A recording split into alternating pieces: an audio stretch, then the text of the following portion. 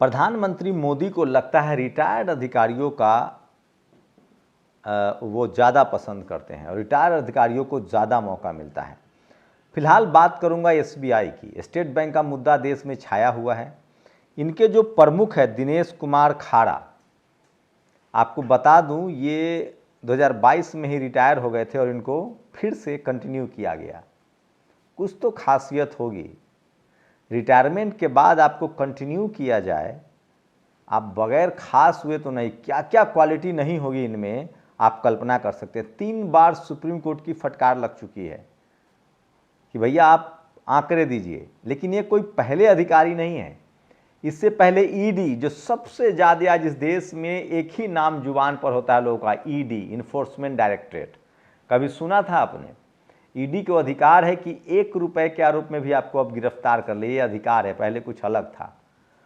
उसके जो इससे पहले जो प्रमुख थे मिश्रा जी, संजय मिश्रा, उनको तो 3 बार एक्सटेंशन दिया गया था। वो भी बड़े काबिल अधिकारी थे, सरकार के बड़े करीबी थे संजय मिश्रा। और सोचिए किस तरह से सुप्रीम कोर्ट में मामला गया उनको लेकर। उसके बाद सुप्रीम कोर्ट ने कहा कि इनको हटाइए, इतना एक्सटेंशन क्यों दे रहे हैं। फिर सरकार ने फिर दायर किया कि नहीं हटा सकते, अभी इनसे काबिल अधिकारी नहीं मिल रहा है। ईडी में और कोई काबिल अधिकारी नहीं था। फिर सुप्रीम कोर्ट ने एक और मौका दिया कि अच्छा ठीक है, इतना महीना और काम करवा लीजिए, उसके बाद हटाइए, अब नहीं सुनेंगे। तब जाकर मिश्रा जी को हटाया गया। ये भी रिटायर, लेकिन अभी रुकिए। एसबीआई का नाम सबसे ज्यादा है, फिर ईडी का नाम सबसे ज्यादा है, 2 बता दिए। अब आते हैं ईसी, इलेक्शन कमीशन।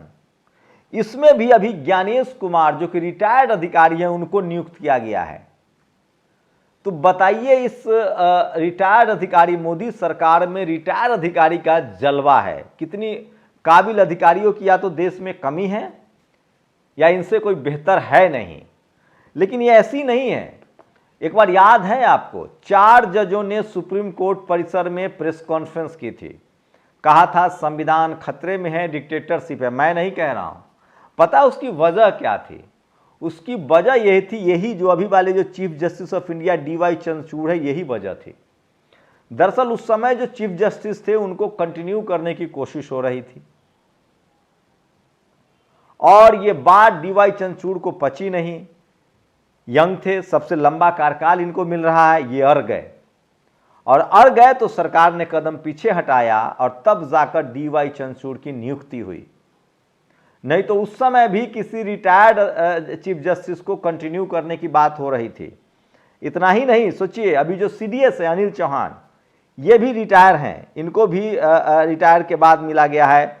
प्रमोद चंद्र मोदी, सोचिए ये भी बड़े अधिकारी थे, इनको भी रिटायरमेंट का राज्यसभा का मेंबर दिया गया। तो रिटायर अधिकारियों का जो जलवा है वो फिलहाल जो कार्यरत हैं, दिनेश कुमार खाड़ा जो एसबीआई के जो चेयरमैन हैं वो रिटायर है। और सोचिए रिटायरमेंट का कहानी इतनी ही पुरानी नहीं है। नृपेंद्र मिश्रा रिटायर्ड आईएएस अधिकारी थे। मोदी जी ने तय कर लिया था कि हमको तो इनको रखना है। और भारत जब वो प्रधानमंत्री बने तो पहला बिल लाया गया था, अध्यादेश लाया गया था और नृपेंद्र मिश्रा को फिर प्रधानमंत्री का सेक्रेटरी बनाया गया था। सोचिए, तो ये प्रेम है रिटायर अधिकारियों से। एक बहुजन अधिकारी की बात बता रहा हूं, नाम जगदीश प्रसाद, उन पर भ्रष्टाचार के आरोप लाकर उनको हटा दिया गया था। तो रिटायर अधिकारियों का इस सरकार में बल्ले बल्ले। लेकिन आपको बताना है, चुनाव आयोग के जो अभी प्रमुख बने हैं, मतलब दूसरे नंबर पे हैं ज्ञानेश कुमार, 2 जो नियुक्त हुए नए चुनाव आयोग, उसमें ज्ञानेश कुमार भी रिटायर हैं। ईडी के जो पिछले प्रमुख थे वो भी रिटायरमेंट पर रिटायर, और उसके बाद एसबीआई के दिनेश कुमार खाड़ा। तो सोचिए ये रिटायरमेंट का मसला क्या है। क्या इस देश में आईएएस की कमी है? आईएएस एक ऐसा एग्जाम है जो हर साल होता है।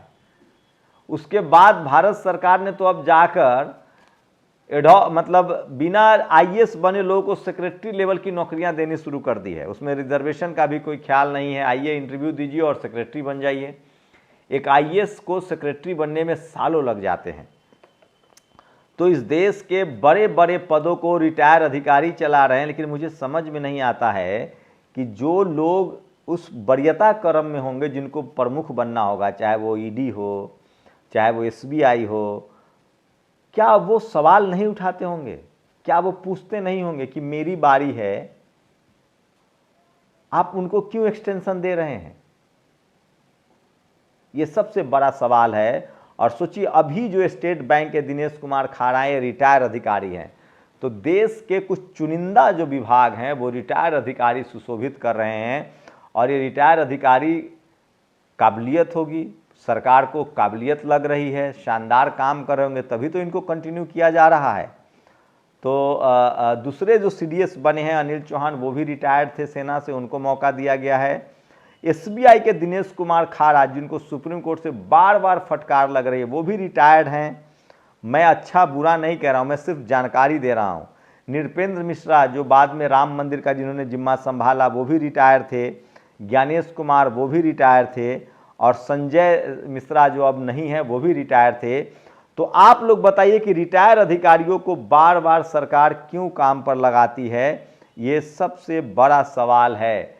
क्या इस सरकार, सबसे बड़ा सवाल है कि क्या एक देश, इस देश में जब ऐसे ही सरकारी नौकरियों का अकाल है और जब आईएएस की प्रॉपर नियुक्ति होती है हर साल, कमी की तो कोई संभावना ही नहीं, कम से कम आईएएस का एग्जाम तो प्रॉपर होता है, हर साल होता है, जितनी सीटें हैं उतनी सीटों पर होता है। तो आईएएस अधिकारियों की भी कमी है, आईपीएस अधिकारियों की भी कमी है।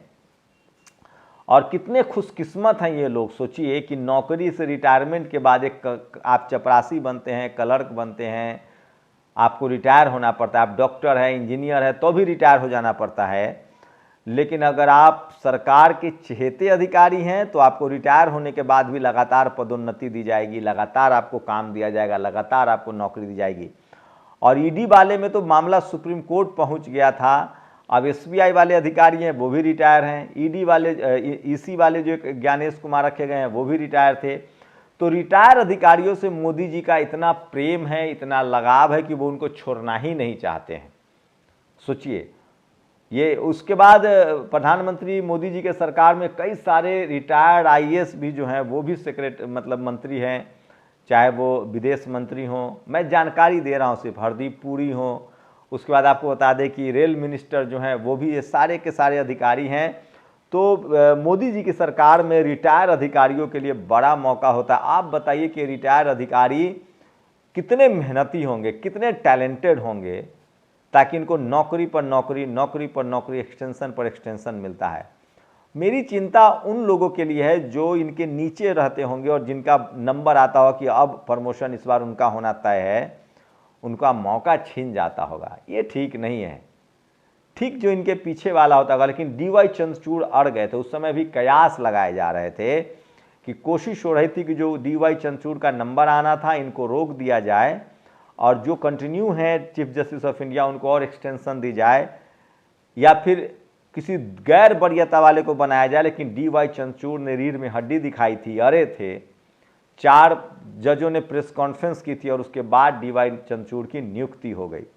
वही डीवाई चंद्रचूड़ जो अभी इलेक्टोरल बॉन्ड पर जिन्होंने फैसला दिया, उन्होंने एक बयान में कहा था कि जुडिशरी पर इस देश को भरोसा करना चाहिए, मैं ये बात से नहीं, बोलकर नहीं, काम करके दिखाऊंगा। तो डीवाई चंद्रचूड़ की बहुत चर्चा हो रही है, इसलिए मैंने ये जानकारी आपको दी है। मैं सिर्फ जानकारी दे रहा हूं कि दिनेश कुमार खाड़ा जो अभी एसबीआई के चेयरमैन हैं, वो जो इलेक्टोरल बॉन्ड पर जो सारी बहस है, रोज 3-3 बार जो चुनाव सुप्रीम कोर्ट की फटकार लग चुकी है, वो भी रिटायर थे 2022 में और उनको भी एक्सटेंशन पर एक्सटेंशन मिल रहा है, दिया गया है। तो ये है, ऐसे चल रही है मोदी सरकार में अधिकारियों की जो कुछ बड़े पद, ईसी खासकर इनकम टैक्स, और आपको बता दें कि इलेक्शन कमीशन और ईडी, अभी सबसे ज़्यादा इस देश के लोगों के जुबान पर इनकम टैक्स, ईडी और एसबीआई है। तो ईसी में भी एक अधिकारी रखे गए हैं जो रिटायर हैं, ईडी में अब कंटिन्यू कर रहे हैं। ईडी में पिछले वाले पर विवाद हुआ था। एसबीआई के जो प्रमुख हैं अभी, वो भी रिटायर हो चुके हैं। तो सोचिए, जिस देश में बेरोजगारों को नौकरी नहीं मिल रही है, उसी देश में रिटायर्ड अधिकारियों की बल्ले बल्ले है। आप लोग अपनी प्रतिक्रिया जरूर दीजिए। इनकी क्या, इनकी काबिलियत, इनका हुनर, इनकी राष्ट्र सेवा की वजह से इनको बार बार एक्सटेंशन दिया जा रहा है, या सरकार का कृपा पात्र होने की और कुछ वजह है? क्या कहीं कन्फ्लिक्ट ऑफ इंटरेस्ट तो नहीं है? तो आप लोग अपनी प्रतिक्रिया जरूर दीजिए। शुक्रिया। नेशनल दस्तक की आपसे गुजारिश है कि अगर इसको बचाना चाहते हैं तो नेशनल दस्तक को सब्सक्राइब करने के लिए रेड कलर के सब्सक्राइब बटन को दबाएं, फिर बेल आइकन की घंटी दबाएं। नेशनल दस्तक को बचाने के लिए बहुत जरूरी है कि हर खबर को शेयर करें, लाइक करें, कमेंट जरूर करें।